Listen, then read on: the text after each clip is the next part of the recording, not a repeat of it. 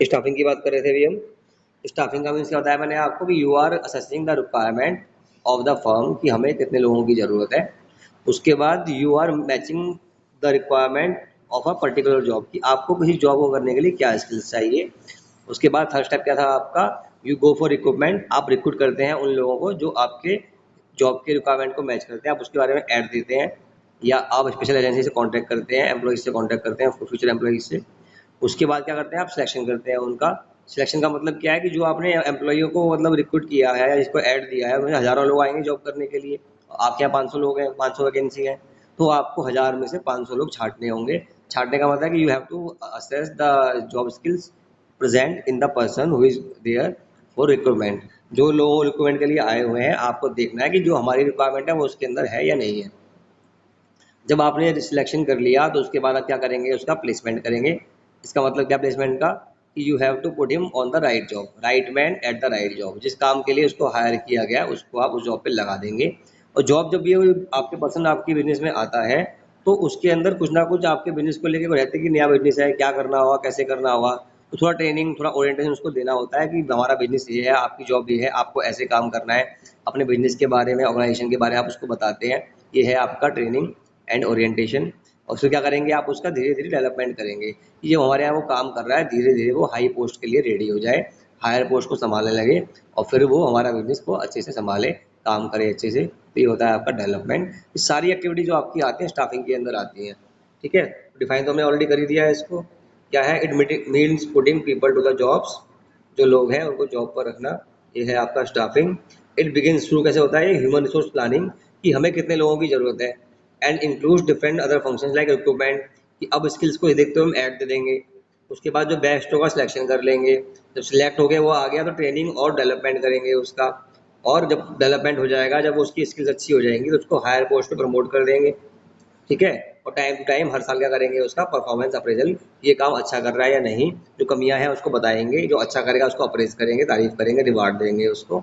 ये सारा है आपका स्टाफिंग। अब हम चल रहे हैं इस पे, इंपॉर्टेंस ऑफ स्टाफिंग पे। तो पहला पॉइंट बताया था मैंने आपको इसमें, ऑब्टेनिंग कॉम्पिटेंट पर्सनल। इसका मतलब वही जो आपको बताया था कि आपकी जॉब के हिसाब से मैचिंग का आपका एम्प्लॉय होना चाहिए। आपको चाहिए अपने ऑफिस के लिए एक टाइप राइटर, है ना, और टाइप राइटर के लिए क्या करना है, आपको टाइपिस्ट की जरूरत पड़ेगी। तो आपने क्या किया, मेरा जो टाइपिस्ट होगा वो तो भैया 5वीं पास होगा। तो 5वीं पास हो, कितनी तो हिंदी आती होगी और कितनी उसको इंग्लिश आती होगी। तो आपकी गलती है यहाँ पे। आप टाइप राइटर लिया है आपने तो कम से कम आपको 12th पास एम्प्लॉय लेना चाहिए ताकि उसको हिंदी इंग्लिश की प्रॉपर नॉलेज हो। हालांकि आजकल 12th पास बच्चों के पास भी नॉलेज हिंदी या इंग्लिश की प्रॉपर नहीं है।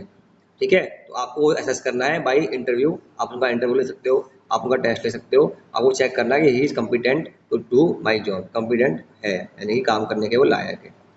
फिर है, आप जब ऐसा करेंगे, जब अपने एम्प्लॉय को खुद ऑलरेडी अच्छा करेंगे, कहते हैं ना, एक बार आपने अच्छा डिसाइड कर लिया और अच्छा काम कर दिया आपने, तो धीरे धीरे उसके फल जो मिलते हैं वो अच्छे ही मिलते हैं। तो ऐसे ही यहाँ पर जब आपने कॉम्पिटेंट पर्सनल को ऑलरेडी हायर कर लिया है, जो 12th पास है, वो पढ़ा लिखा है, और वो टाइपिंग करेगा, उसमें मिस्टेक होंगी पर बहुत कम होंगी as compare to 5th class, है ना। तो क्या होगा, उससे आपकी परफॉर्मेंस अच्छी होगी, टाइम इंप्रूव होगा आपका, आपकी एफिशिएंसी बढ़ेगी और आपकी कॉस्ट या रिडक्शन आपका होगा वेस्टेजेस का। ये आपका सेकंड पॉइंट है, high performance of the organisation. अब हम चल रहे हैं थर्ड पॉइंट पे अपने, कंटिन्यूस ग्रोथ। ये पॉइंट है आपका, staffing is the only thing apart from organising that ensures your growth. आपका बिजनेस है, कब ग्रोथ करेगा, जब आप उसको ढंग से ऑर्गेनाइज करोगे। और कब ग्रोथ करेगा, जब आप लोगों को हायर करोगे। आपका बिजनेस एक्सपेंड कर रहा है, आप लोगों को हायर नहीं कर रहे। जैसे हमारे पब्लिक सेक्टर बैंक से बिजनेस तो बढ़ता जा रहा है लेकिन लोगों को हायर नहीं कर रहे। जब हायर नहीं कर रहे तो वहाँ पे लंबी लंबी लाइन लगी हुई है, काम लेट हो रहा है, एफिशिएंसी खराब हो रही है। तो your business has to grow and for that you have to organise properly and after organising you have to staff properly. ये नहीं कि आपने 10 ऑफिस तो खोल दिए और बैठने के लिए यहाँ पर एक आदमी बैठता है पूरे दिन। अब एक आदमी ऑफिस में बैठेगा पूरे दिन तो कितने काम वो कर लेगा, कितने लोगों को हैंडल करेगा वो। तो स्टाफिंग भी प्रॉपर होनी चाहिए। तो इम्पोर्टेंस ऑफ स्टाफिंग यही है कि if you are a growing organisation you have to staff properly and staffing helps you grow. आप लोगों को हायर करते जाते हो, अपने बिजनेस को एक्सपेंड करते जाते हो, आज दिल्ली, फिर कलकत्ता, फिर बम्बे, फिर कहीं और, फिर कहीं और, है ना। ये ग्रोथ आपकी होती है, पर स्टाफिंग के द्वारा हर काम आप लोग नहीं कर सकते। अब नेक्स्ट पॉइंट है हमारा इसके बाद, ऑप्टिमम यूटिलाइजेशन ऑफ रिसोर्सेज। कौन से रिसोर्सेज, ह्यूमन रिसोर्सेज।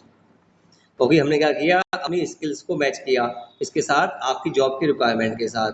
तो जिस काम आदमी को जिस जॉब के साथ मैच करके लेके आ रहे हैं तो उसका उसमें इंटरेस्ट भी होगा पहली बात तो, और सेकंड बात जब इंटरेस्ट होने के बाद उसका जो रिक्वायर्ड स्किल्ड है तो क्या करेगा, वो काम को अच्छे से कर देगा। ठीक है, जो एम्प्लॉय हमारे यहाँ काम कर रहा है उसका अच्छा उपयोग होगा। अब मान लो आपके घर में पापा मम्मी है, आप उनको बोलो आप क्या नाम है, एक काम करो, आप लोग हमारी जगह स्कूल जाकर पढ़ाई करो, या आप हमारे को पढ़ा दो ट्यूशन। अब ऐसे में क्या होगा कि जो उनका यूटिलाइजेशन है वो नहीं हो पाएगा। पापा अपने जॉब करने जाएंगे, पैसे कमाएंगे, मम्मी खाना बनाएंगी, अब वो तो दोनों को तुम्हें पढ़ाने लग जाएंगे ट्यूशन की जगह, तो आप ट्यूशन के 2,000 5,000 बचा लोगे, तो कितना अच्छा वो पढ़ा देंगे आपको, स्पेशलिस्ट तो है नहीं वो, है ना।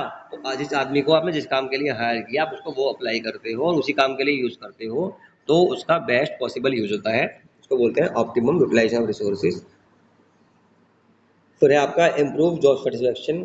तो जब आपने किसी को हायर करा और वो आदमी इस जॉब को करने के काबिल है, when he is able to do the job, जब काम को वो अच्छे से कर लेगा तो क्या फील करेगा, वो सेटिस्फाइड। ठीक है, अब तुम किसी को बोलो कि जो बच्चा सेकंड क्लास में पढ़ता है उसको तुम बोलो कि 5वीं क्लास के बच्चे को ट्यूशन पढ़ा दो, तो कैसे पढ़ा देगा वो पॉसिबल नहीं है उसके लिए। पर हाँ, आप बोलोगे सेकंड क्लास के बच्चे को कि आप फर्स्ट क्लास के बच्चे को पढ़ा दो या नर्सरी के बच्चे को पढ़ा दो ट्यूशन, तो पढ़ा भी देगा और खुद ही खुश भी होगा कि मैंने इसको ये पढ़ा दिया, आज मैंने इसको ये पढ़ा दिया, है ना। तो जो इससे उसको सेटिस्फेक्शन मिलता है वो आपका एम्प्लॉय का जो होता है मोरल उसको हाई करता है।